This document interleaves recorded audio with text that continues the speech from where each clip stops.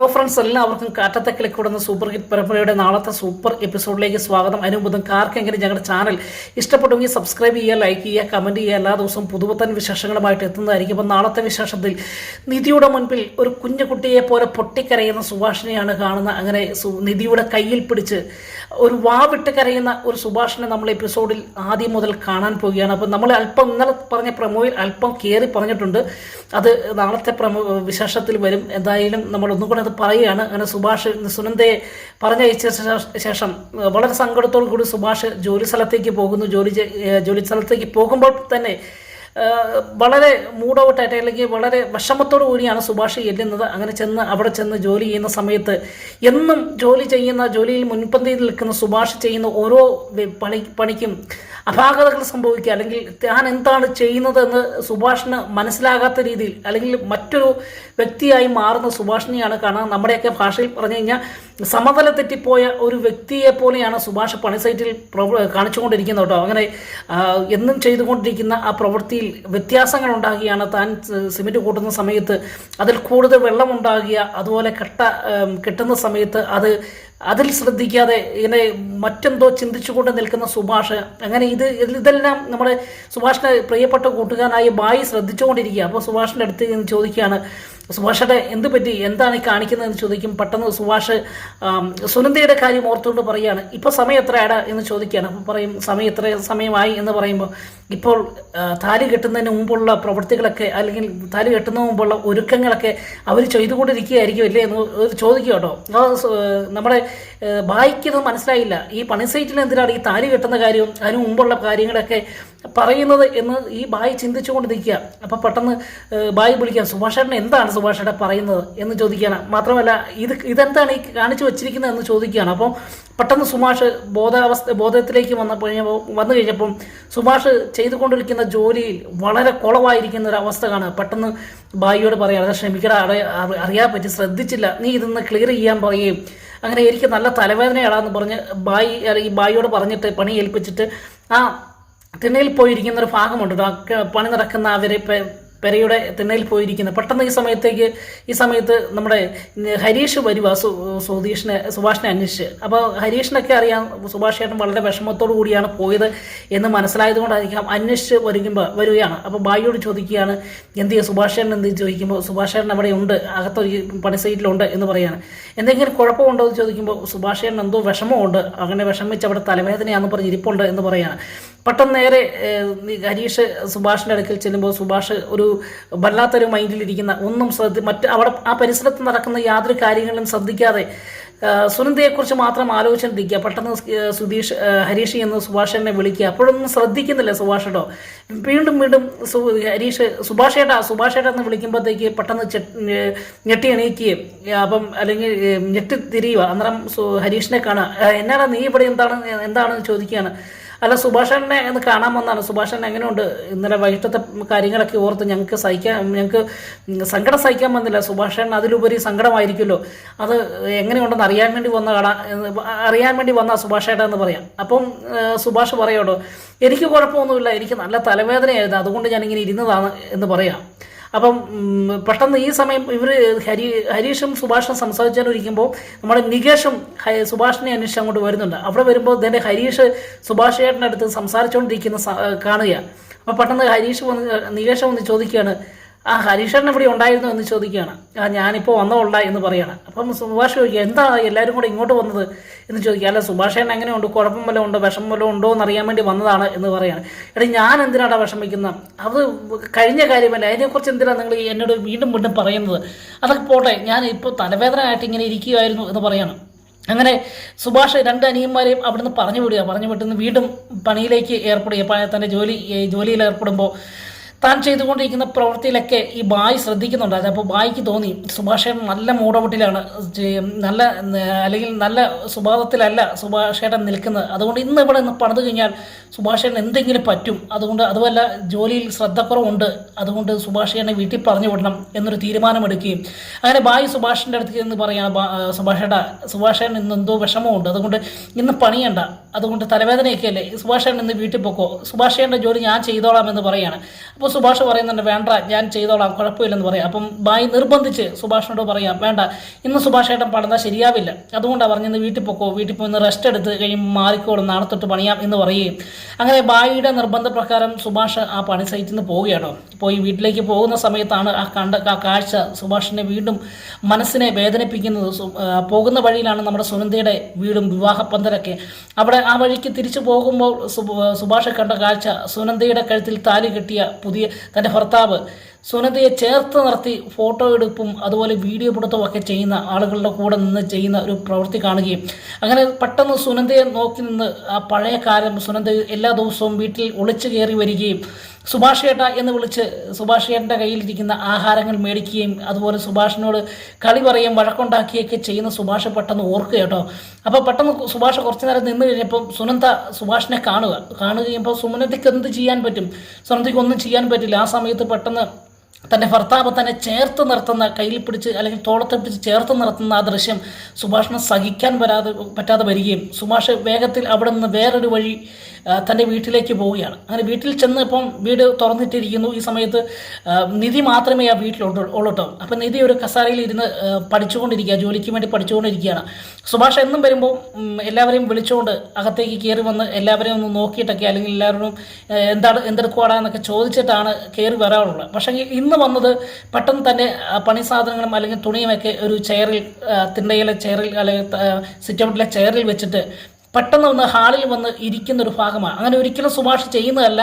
സുഭാഷ് നേരെ മുറിയിലേക്ക് പോയി കൈയും കാലൊക്കെ അല്ലെങ്കിൽ കുളിച്ചൊരുങ്ങി ആഹാരം ഉണ്ടാക്കാൻ വേണ്ടി കിച്ചണിലേക്ക് കയറുന്ന സുഭാഷ് ആ പരിസരമൊന്നും ശ്രദ്ധിക്കാതെ ആ മുറിക്കകത്ത് അല്ലെങ്കിൽ ഹാളിനകത്ത് ആരൊക്കെ ഉണ്ട്, ആരെങ്കിലും ഉണ്ടോ എന്നൊന്നും നോക്കാതെ പെട്ടെന്ന് ആ ഹാളിൽ വന്ന് ആ വാതിലിൻ്റെ അടുക്കലുള്ള ആ കസേരയിൽ ഇരിക്കുക, ഇരുന്നിട്ട് ഇങ്ങനെ ചിന്തിച്ച് ഇരിക്കുകയാണ്. അപ്പോൾ പെട്ടെന്ന് നിധി ആ ഹാളിനകത്തുണ്ടല്ലോ, നിധി ഇതെന്താണ് സംഭവം എന്ന് നിധിക്ക് മനസ്സിലാകുന്നില്ല. സുഭാഷ് ഏട്ടൻ വന്ന് ഇങ്ങനെ കുറച്ചു നേരമായിരിക്കുന്നത്. അപ്പോൾ പതിയെ സുഭാഷ് ഏട്ടൻ്റെ അടുത്തേക്ക് നിധി ചെല്ലുകയും സുഭാഷ് ഏട്ട എന്ന് വിളിക്കുകയാണ്. അപ്പോൾ സുഭാഷ് അനങ്ങുന്നില്ല കേട്ടോ. അപ്പോൾ പെട്ടെന്ന് നിധി ശബ്ദത്തിൽ വിളിക്കുക, സുഭാഷ് ഏട്ട എന്ന് വിളിക്കുക. അപ്പോൾ പെട്ടെന്ന് സുഭാഷ് ഞെട്ടി തിരിയുമ്പോൾ നിധി ആ മോളെ നീ ഇവിടെ ഉണ്ടായിരുന്നു എന്ന് ചോദിക്കുക. ഞാനിവിടെ ഉണ്ടായിരുന്നു, പഠിച്ചുകൊണ്ടിരിക്കുകയായിരുന്നു സുഭാഷ് ഏട്ട എന്ന് പറയും.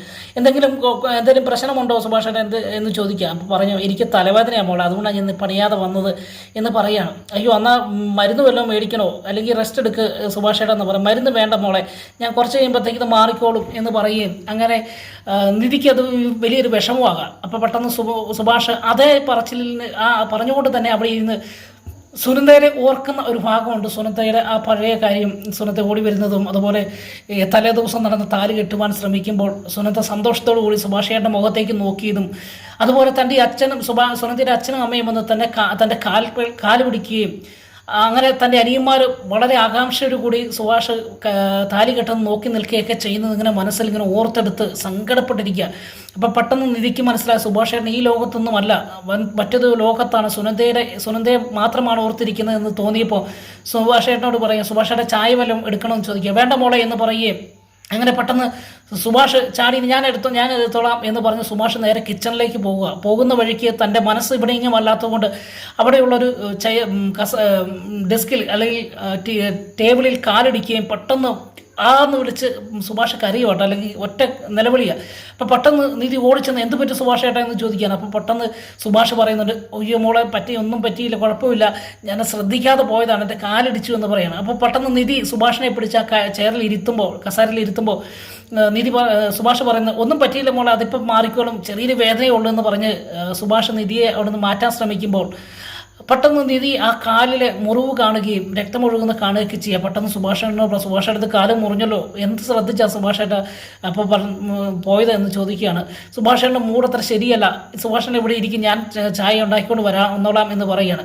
വേണ്ട പോലെ സാരമില്ല എന്ന് പറയുകയും അങ്ങനെ സുഭാഷിനെ അവിടെ നിർബന്ധിച്ച് പിടിച്ചിരുത്തി സുഭാഷേട്ടന് എന്തെങ്കിലും കുഴപ്പമുണ്ടോ, സുനന്ദയുടെ കാര്യം ഇങ്ങനെ എപ്പോഴും ആലോചിച്ചിട്ട് ഇരുന്നിട്ട് കാര്യമില്ല, കഴിഞ്ഞ കാര്യമല്ലേ, ഇനി അതിനെക്കുറിച്ച് ചിന്തിച്ചിട്ട് കാര്യമില്ല. ഇന്നലെ നല്ലൊരു അവസരമായിരുന്നു സുഭാഷേട്ടന് സുനന്ദയെ വിവാഹം കഴിക്കുവാൻ. പക്ഷേങ്കിൽ സുഭാഷേട്ടൻ അത് ചെയ്തില്ല. അത് ആരുടെയും തെറ്റൊന്നുമല്ല, സുഭാഷേട്ടൻ നന്മയാണ്. പക്ഷേങ്കിൽ അത് വലിയൊരു അവസരം നമുക്ക് നഷ്ടപ്പെട്ടു, സാരമില്ല, ഇനി അതിനെക്കുറിച്ച് ചിന്തിച്ചിട്ടൊന്നും കാര്യമില്ല എന്ന് പറയാം. അപ്പം പെട്ടെന്ന് സുഭാഷ് പറയാണ്, കുഴപ്പമില്ല മോളെ, അതൊന്നും സാരമില്ല, അതൊക്കെ അവൾക്ക് നല്ലൊരു ഭാവി ഉണ്ടാകട്ടെ, അതല്ലേ നല്ലത്. നമ്മുടെ ജീവിതത്തിലേക്ക് വന്നിട്ട് അവളുടെ ജീവിതം കൂടെ നമ്മൾ നശിപ്പിക്കണ്ടല്ലോ എന്നൊക്കെ നിധിയോട് പറയുകയാണോ.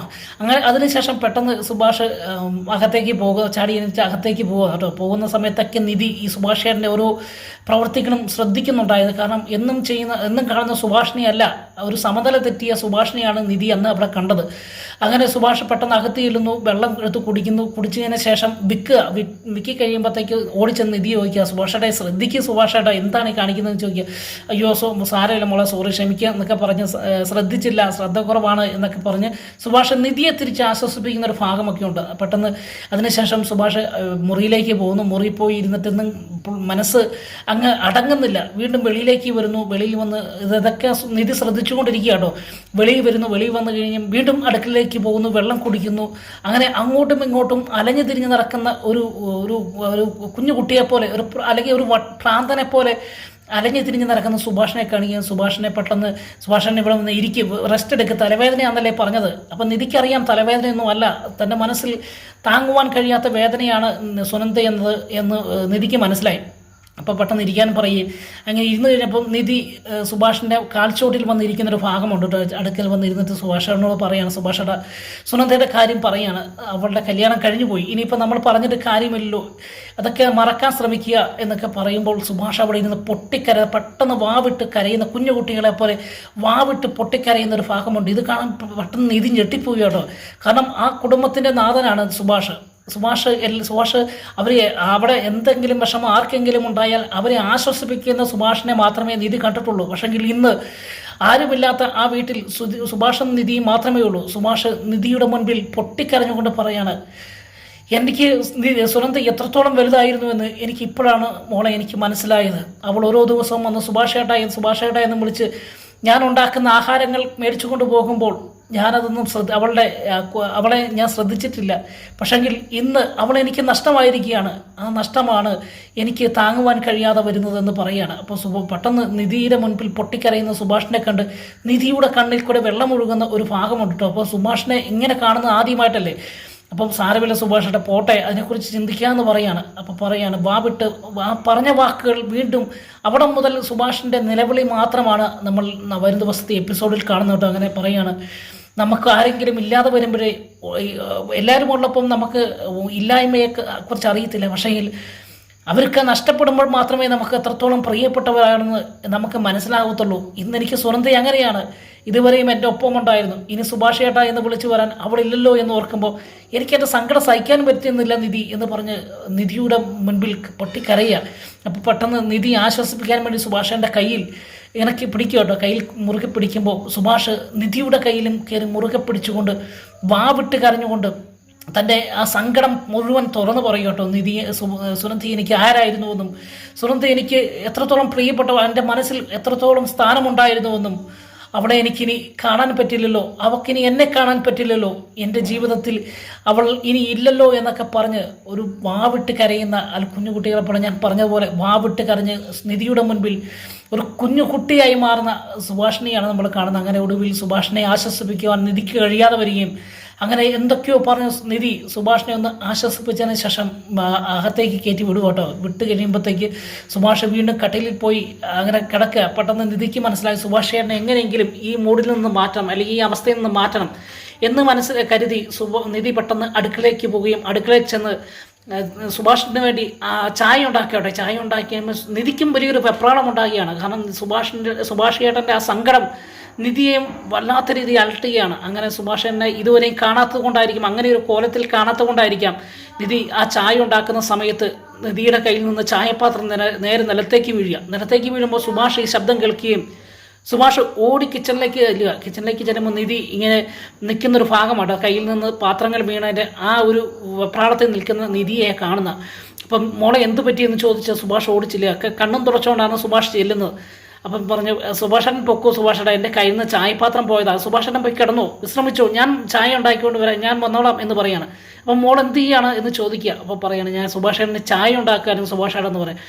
അതൊന്നും വേണ്ട മോളെ, ഞാൻ ഉണ്ടാക്കിക്കോളാം എന്ന് പറയുകയും അയ്യോ പെട്ടെന്ന് സുഭാഷിനെ തടയുക, സുഭാഷേട്ടൻ വരില്ല, ഇവിടെ വെള്ളം കിടക്കുകയാണെന്ന് പറയുകയും പെട്ടെന്ന് നിധി അത് തുടയ്ക്കാൻ നോക്കുമ്പോൾ സുഭാഷ് പറഞ്ഞു, മോള് അതാണ് തുടയ്ക്കേണ്ട, ഞാൻ തുടച്ചോളാമെന്ന് പറഞ്ഞ് സുഭാഷ് ആ വെള്ളം നിലത്ത് തുടയ്ക്കാൻ ശ്രമിക്കുമ്പോൾ നിധി അത് തടയുകയും ഇത് പറയാൻ, ചേട്ടാ സുഭാഷേട്ടൻ അവിടെ പോയി കിടക്ക്, ഞാനിത് ചെയ്തോളാം, സുഭാഷേട്ടൻ ചായ ഉണ്ടാക്കിക്കൊണ്ട് വന്നോളാം എന്ന് പറയുകയും നിധി നിലത്തിരുന്ന് ആ വെള്ളം തുടയ്ക്കുന്ന സമയത്ത് വേഗത്തിൽ സുഭാഷ് വെളിയിൽ പോയി ആ തുടയ്ക്കാൻ പറ്റിയ സാധനവുമായി വന്ന് നിധിയോടൊപ്പം നിന്ന് ആ വെള്ളം തുടയ്ക്കുന്നൊരു ഭാഗമുണ്ട്. അപ്പം നിധിയുടെ കണ്ണ് മുഴുവൻ സുഭാഷിൻ്റെ മുഖത്താണ്, സുഭാഷിൻ്റെ കണ്ണുകളിലേക്കാണ്. സുഭാഷ് സങ്കടം സഹിക്കാൻ വയ്യാതെ ഉള്ള വേദനയെല്ലാം മനസ്സിൽ ഒതുക്കി പിടിച്ച് നിൽക്കുന്ന സുഭാഷിനെ കണ്ട് കാണുകയാണ്. അതിനുശേഷം സുഭാഷ് അത് തുടച്ചിട്ട് വെളിയിലേക്ക് പോകും വീണ്ടും തിരിച്ച് നിധിയുടെ അടുക്കിലേക്ക് വരികയാണ്. നിധിയുടെ അടുക്കലെന്ന് പറയും, മോളെ ഞാൻ ചായ ഇട്ടോളാം എന്ന് പറയുകയാണ്. വേണ്ട സുഭാഷേട്ടൻ, ഞാനിതേറ്റ് ഞാൻ സുഭാഷേട്ടൻ അവിടെ പോയി ഇരുന്നോളാൻ പറയുക. അപ്പോൾ പെട്ടെന്ന് നിധിയോട് പറയുകയാണ്, ശരി ആയിക്കോട്ടെ എന്ന് പറയുകയും ഈ സമയത്ത് പെട്ടെന്ന് നിധി പറയുകയാണ്, സുഭാഷേട്ടൻ്റെ മനസ്സ് എത്രത്തോളം ദുർബലമാണെന്ന് എനിക്ക് മനസ്സിലായി, ഇത്രത്തോളം സങ്കടവും മനസ്സിൽ വേദനയും അടക്കിപ്പിടിച്ചാണല്ലോ സുഭാഷേട്ടൻ ഇവിടെ ഇങ്ങനെ ജീവിച്ചത്. പക്ഷേങ്കിൽ തൻ്റെ അനിയന്മാരോട് പോലും പറയാൻ കഴിയാത്ത ഈ കാര്യം സുഭാഷേട്ടൻ എന്നോട് പറഞ്ഞു. പക്ഷെങ്കിൽ ഇനിയെങ്കിലും സുഭാഷേട്ടൻ മനസ്സിൽ ഒന്നും മറച്ചു വെക്കില്ല, എന്തെങ്കിലും വിഷമമുണ്ടെങ്കിൽ എന്നോട് പറയണം, എന്നോട് മറ്റുള്ളവരോട് പറഞ്ഞാൽ മാത്രമേ മനസ്സിനൊരു ഒരു ആ ഭാരമൊക്കെ ഒന്ന് മാറത്തുള്ളൂ എന്ന് പറയുകയും അങ്ങനെ നിധി അപ്പം അങ്ങനെ പറയുമ്പോൾ സമയത്ത് സുഭാഷ് നിധിയുടെ മുഖത്തേക്ക് നോക്കുക, എന്നെ ഒരു അനീതിയായിട്ട് കണ്ട് സുഭാഷേട്ടൻ എന്ത് വിഷമവും എന്നോട് പറയണം എന്ന് പറയുന്ന ഒരു ഭാഗത്തോടു കൂടിയൊക്കെ ആയിരിക്കും നാളത്തെ എപ്പിസോഡ് തീരുന്നത്. എന്തായാലും നമ്മൾ ഇന്നലത്തെ എപ്പിസോഡിൽ നമ്മൾ ഇന്നത്തെയും കൂടെ കൂടി പറഞ്ഞിട്ടുള്ളത് അതുകൊണ്ട് നിങ്ങൾ ദയവായി ക്ഷമിക്കണം, ഞാൻ അല്പം കൂടുതൽ പറയുന്നുണ്ട്, എങ്കിലും സാരമില്ല. നാളെ അല്ലെങ്കിൽ നാളെ കഴിഞ്ഞ് ആ എപ്പിസോഡിൽ വരും. അപ്പോൾ അടുത്ത ദിവസത്തെ വിശേഷവുമായി കാണും വരെ എല്ലാവർക്കും ഗുഡ് ബൈ.